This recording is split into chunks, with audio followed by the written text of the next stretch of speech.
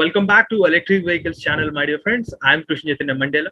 Today we have the founder of Earth Energy EV. We are familiar with the electric bikes like high performance electric bikes in India and also in electric scooters. Today we have the founder of Earth Energy EV, Mr. Rishi Shinghani. Mr. Rishi, can you please introduce to our audience and explain about the struggles you have faced in this EV journey so far? Yes. Firstly, thank you, Krishna, for having me here. I think you have already covered Earth Energy earlier as well, so it's great to be back here.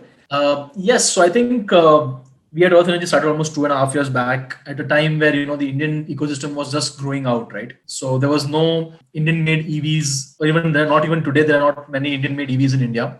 So most of them are Chinese suppliers. So it was very difficult for us to start out at the very beginning, 2.5 years back, and get enough suppliers or vendors to go about. So the biggest the hurdle we faced while getting these vehicles out in the market, and that's why the delay of 2.5 years is because the fact that doing the technical integration with the OEMs or the suppliers was a big challenge for us, especially given the ecosystem was not developed back then. Second also was to do with the fact that a hardware startup always it's a tough thing to get support of all the entities involved, may it be the investors or may it be the suppliers. So I think the time that we took 2.5 years is all because of the fact that we were doing something that was very much new in India, that was making a 100% made in India electric vehicle from scratch, and doing it with a limited team, and that is what is the main struggle we faced. And I think now that we are launching out these vehicles in the market, we are very much happy to have gone through that phase and have overcome those hurdles. So I think Yeah, Mr. Rishi, why are you not seriously promoting Earth Energy EV bikes,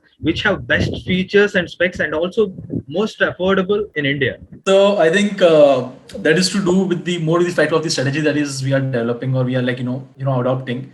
That is to be very regional specific, right? So I think your question is very much legit.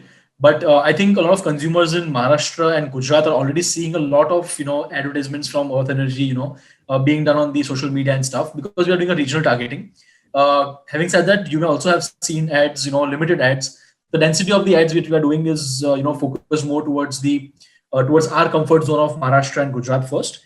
But we also have partners being coming up in South India. So as soon as we have something very tangible in place in for the 5 states in South India, we would definitely start adopting and promoting more there as well.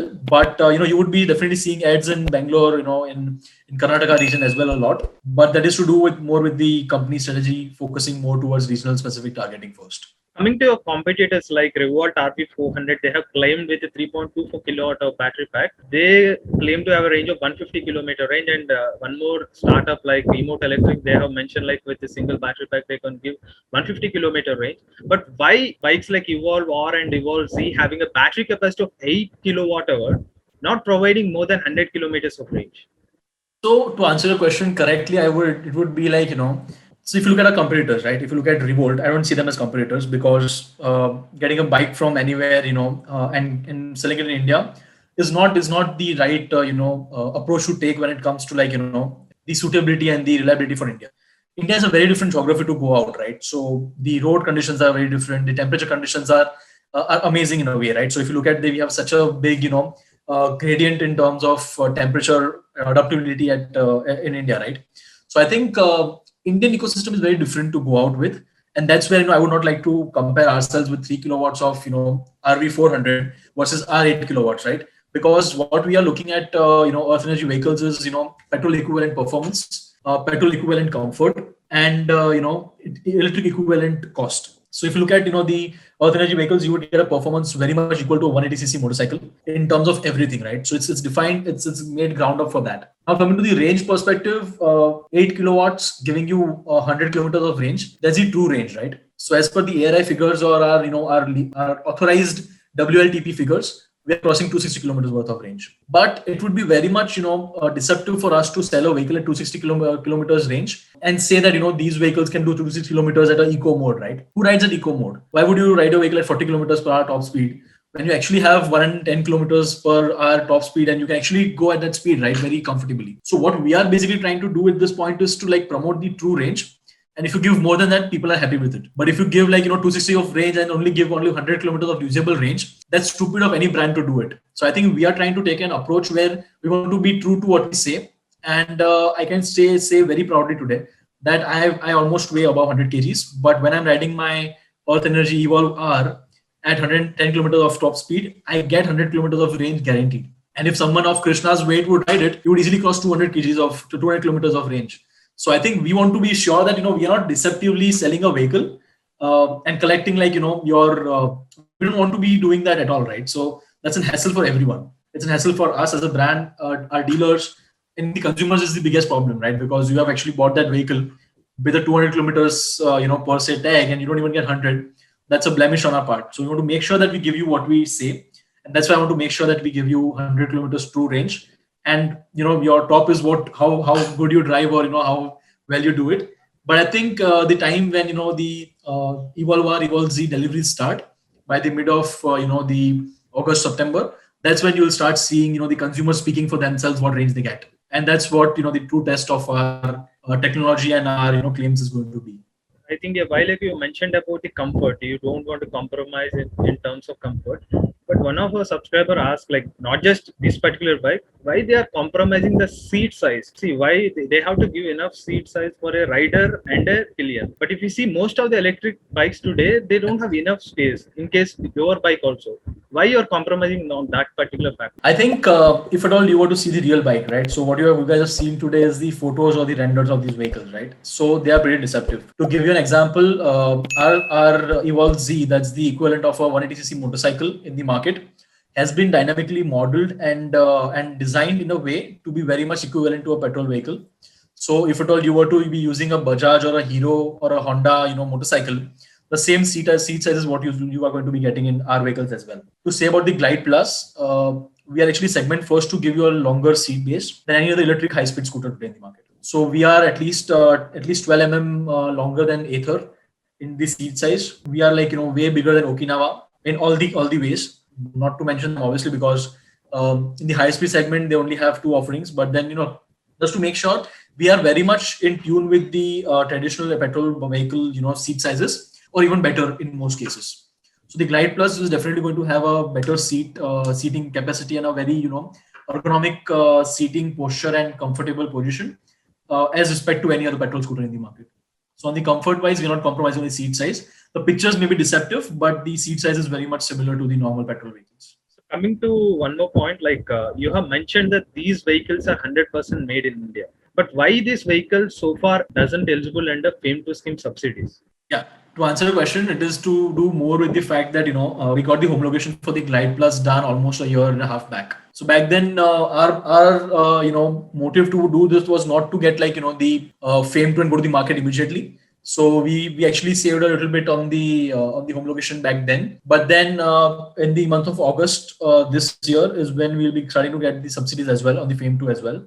So the introductory pricing of 92 on the Glide Plus and 120, 130 for the Evolve Z are all excluding the subsidies. After the subsidies come in, the prices are going to go down as well. So we are eligible for the FAME 2. It's just that we have not done it yet. We are getting an addendum to our homologation done very soon. So in August, we'll be getting the homologation. We are going to be getting the FAME 2 subsidies as well on the vehicles, further reducing the price. Surely with a battery capacity of more than 6 kilowatt hour and 8 kilowatt hour battery, definitely you can get a subsidy of around 30,000 rupees as the maximum. So you can expect these vehicles to a price of 1 lakh rupees in a performance electric bike we can expect then. Yeah, I think that's what we are targeting at. Let's hope for the best to everything gets streamlined, and I think that's what we are aiming for actually. One more point you have mentioned about fast charging for your electric bikes. But where can your customers fast charge these bikes?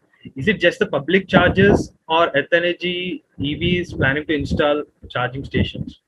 So we are taking an approach where we want to be very much capital intensive on our infrastructure spendings, right? So we are trying to do a point where the dealerships that are being set up will have 4 chargers by default. 3 of them will be slow chargers and 1 will be a fast charger, capable of charging all our electric vehicles. That's the motorcycle and scooter both. Having said that, we are also compatible with every public charging station in India, being Bharat EV compliant. So you can actually charge your vehicles, slow charge your vehicles at every Bharat EV to level 2 charging socket everywhere in India. At the same time, also having said that, we have dealerships that will be putting up across 4 chargers where you can actually fast charge your vehicles as well.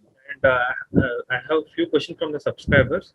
So they have one of the person asked that are these bikes 100% made in India? Which parts are sourced from other countries? So to answer the question, we are 98% per se bomb on the bomb level. We are localized. Out of which 2% is what comes in terms of the cells from different countries. So the high speed cells come from Korea and Taiwan, but the high speed heavy duty cells come from there. In terms of the high speed scooter cells, they come from obviously good reliable sources in other countries. So I think we are 98% localized to say. The only thing that's coming from outside is the cells. So, but then Why there's no supplier in India currently doing cells. But if at all there are reliable suppliers in India as well who can give us cells, we are very ready to very well suited to go ahead and do it. Also, we have a few talks going on, but nothing on a tangible front to comment yet for localized Indian cell sourcing as well. But then we definitely are in talks. Yeah, we have one more question, one more question from the subscriber end. Why electric vehicle manufacturers skips ABS in their electric bikes? Can you please repeat the question? I'm sorry, I couldn't get you. They are asking about the anti-lock braking system. Why most of the manufacturers are ABS. skipping this feature? Okay, so I'm not sure why the others are not doing it. I can tell you about me at Earth Energy why we are not doing it is because our vehicles already have a EABS sort of a function that's called as so we have a regen function on our vehicles already, right?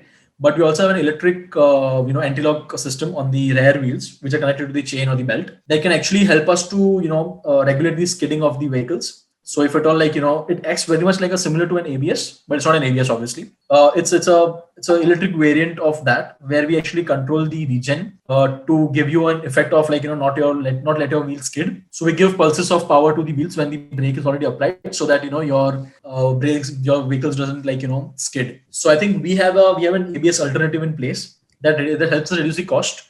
At the same time, also give you ABS equivalent safety. In terms of others, I'm not really very sure. I think others are adopting CBS in that front because ABS itself is a very costly feature to give in a way. So I think with an ABS, you can easily expect your vehicle to increase in cost by at least around 15,000-20,000 rupees minimum. So depending on what you use. So we want to make sure that when we are using these things, it is good for us to give you appropriate safety at the best available price range. That's why we have gone with electric ABS equivalent systems in our place. And that's what Earth Energy gives. So the rear wheel of we have a single channel ABS at the rear wheel, which is not an ABS, it's an electrically controlled regen-based anti-lock system. So what is the process of taking dealership in Earth Energy? So basically, we are going with a route of having a master distributor in a state, and there are multiple sub dealerships and dealerships under that. The process is to simply go through our website and fill in the contact us form. And at the earliest, you'll be getting a call from a strategic team. We'll be evaluating the entire location versus your feasibility, and also we'll be evaluating the viability of that dealership being in that region. If everything ticks the boxes, there's a very simple process where we visit you guys and we also deal with a lot of different stuff. So it's just as easy as filling a contact us form on our website, and we'll be getting back in touch with you as soon as we can. Okay, one more question: why Earth Energy EV electric bikes doesn't comes with detachable battery option? That's an amazing question, but I think the answer to this lies in people who already own the detachable two-wheelers, right? Tell me one thing, Krishna. How many I would like to ask the dealers out there. How many calls do you get per day saying that the vehicle doesn't start just because the person has not attached his battery properly?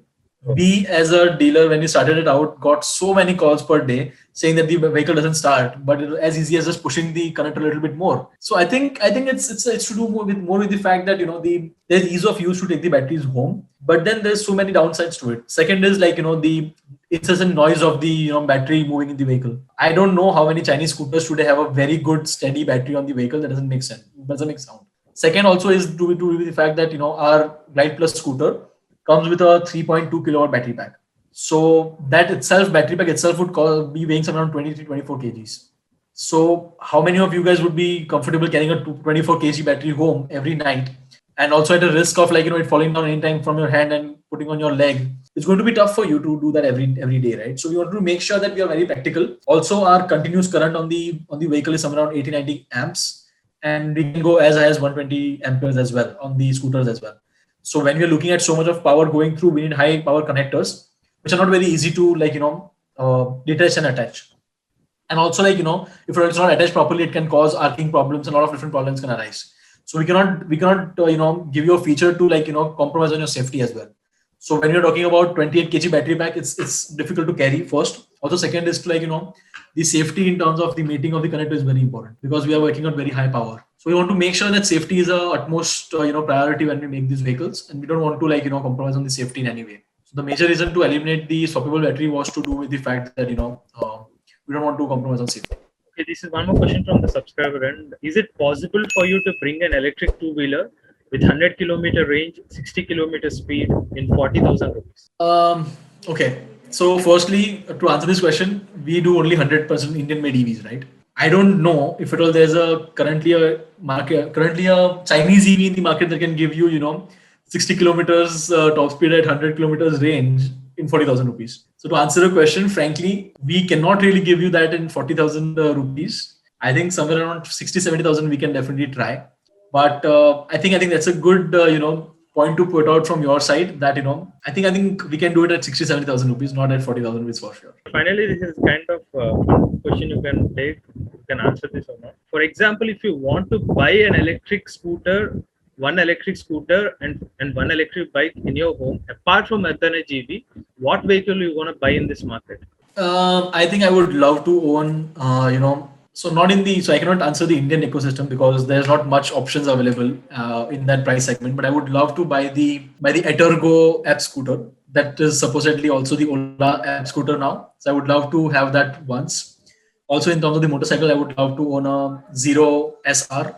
That's an amazing performance bike, electric performance bike. So I think the motorcycle would be the Zero SR, and I would love to own the Ola app scooter someday. Finally, are there any job openings in Earth Energy EV? How can some youngsters can approach you? Yeah, I think we are always hiring on a rolling basis in terms of tech team as well as the operations team. So I think you can always apply to our to our careers at work at the rate of energy-ev.in. That's our careers portal. But you can also go to the website any day and get in touch, and you can always write there as well that you're looking for a job in a particular field. We would love to accommodate new talent because our entire team at Earth Energy comprises of around 35 individuals, but all of them are sub 35 35 years of age. So we are a very young dynamic team comprising a lot of freshers as well on our team. So we would love to have more talent on our board, and we would love to have new and exciting ideas from these talent to be able to make amazing vehicles for India. Thank you so much, Mr. Rishi Shenghani, joining us today and answering all the questions we have. Wishing all the success for Earth Energy EV in the coming future as well. Thank you so much, Krishna. That's amazing from you. And so also Krishna, you are doing an amazing job at ElectricVehicles.in. So I think I would like to say go green, go electric, and would love to support in any way. Thank you.